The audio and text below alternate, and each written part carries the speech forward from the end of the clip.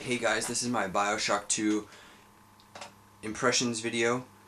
It's going to be a little bit more than an impressions video, but it's not going to be a full fleshed out review. There's no gameplay in here, so because I don't have any editing programs anymore, I have to do all my stuff in one shot. So let me get started. Bioshock 2 impressions. And let me say I've already beat the game and I've put a bunch of time into the online. I'm level 24 I believe online, and I'm planning to get to level 40. But first let me give you a little background on Bioshock.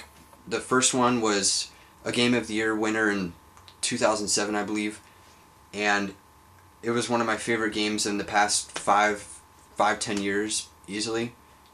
Just because the atmosphere that it creates, it really draws you into this fake world as known as Rapture, and you really get pulled into this world, and when you're playing it, you don't even think about it being fake. Like in some games like Halo, it's just like, you know that those alien things aren't really going to be real, but in Rapture it really pulls you in and gives you a sense that it could have been possible.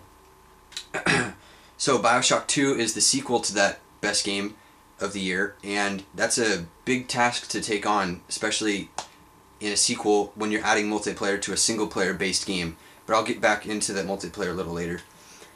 First off, in this game you're not playing as a human that's plane crashed and he's working his way through Rapture. You're playing as the first Big Daddy ever that was experimented on and whatnot. And you're basically, the background of this is you're basically finding your way through Rapture, trying to find your first little sister or your daughter. I can't exactly remember. But it's basically the same thing because your first daughter was probably your first little sister. But you're basically going through Rapture trying to find her, and you meet new people along the way, and there's choices you get along the way. So if you've encountered someone that's been a bad person, you can either take the chance of killing them or you can let them live. And that kind of goes with the little sister option. You can either harvest them or you can rescue them. So it's kind of a little bit like the first one. You get some options here. It's not just a straight up story, and the story would change if you do different things. But since you are a Big Daddy in this game, you don't get Thompsons, you don't get some of the other guns that you would have seen in the first one, but you still get plasmids, and you can dual wield plasmids and a gun at the same time, so that's pretty cool. And in this game, let me start off from the beginning. Like, the first weapon you get is the drill, and it's really cool, especially when you're just drilling people up and they're standing there and you're just like squishing them out and stuff. It does a lot of damage, but it runs out of gasoline fast because it's gasoline powered, which kind of sucks. You kill 2 or 3 guys and you're out of gas, so then you can't use it anymore to drill. You can only hit with it. Still does a lot of damage, but it's still cool. Then you're constantly getting new weapons throughout the game. So once you have the drill, then you get, I believe, the Riviera, if that's how you pronounce it.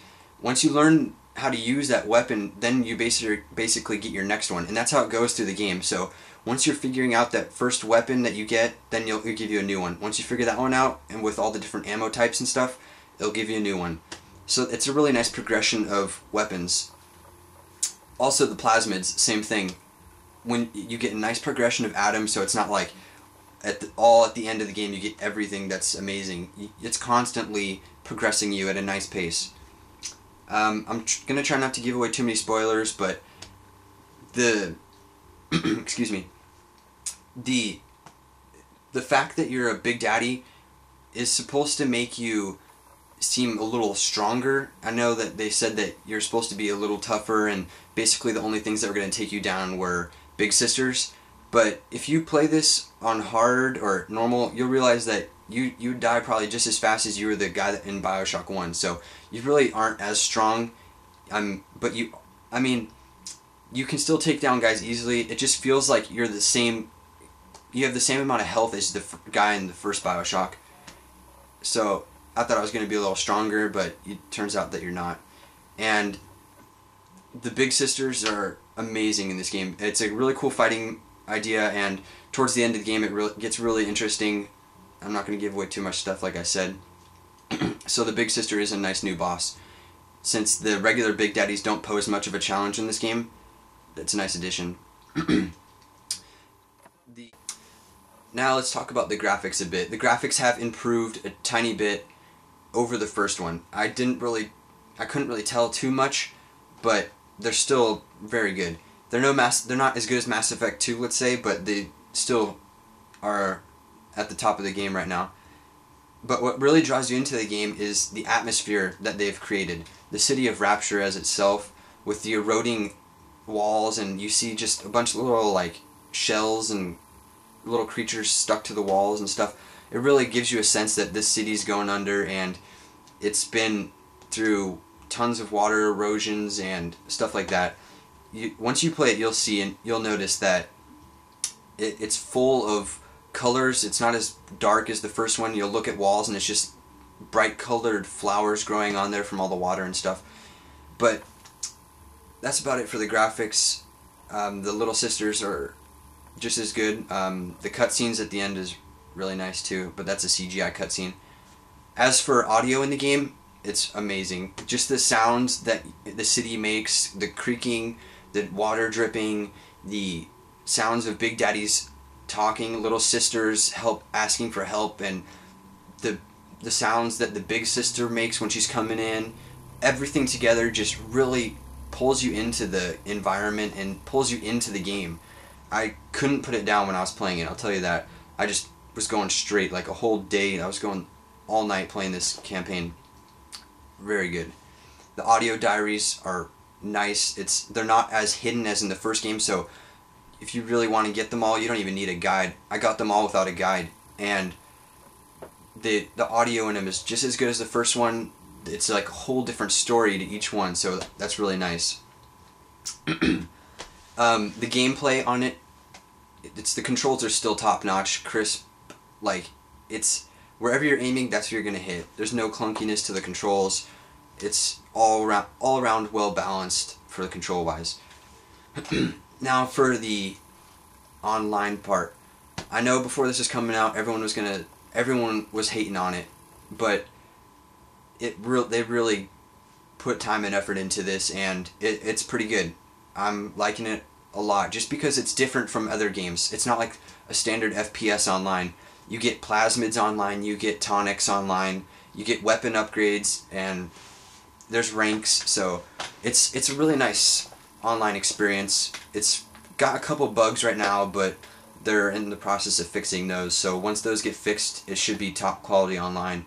And the different game modes are really cool, like Capture the Sisters, a nice take on Capture the Flag, and Civil War is just team deathmatch. There's free-for-all, Control the Points, stuff like that. But what really is awesome is the way you can use different plasmids together. So like you can throw a plasmid on the ground that will make a trap, so that when someone walks over, it'll shoot them in the air. But if you also throw like an electric bolt onto it, it becomes an electric trap, so they get shocked and then sent up in the air, and most of the time it's instant death for them.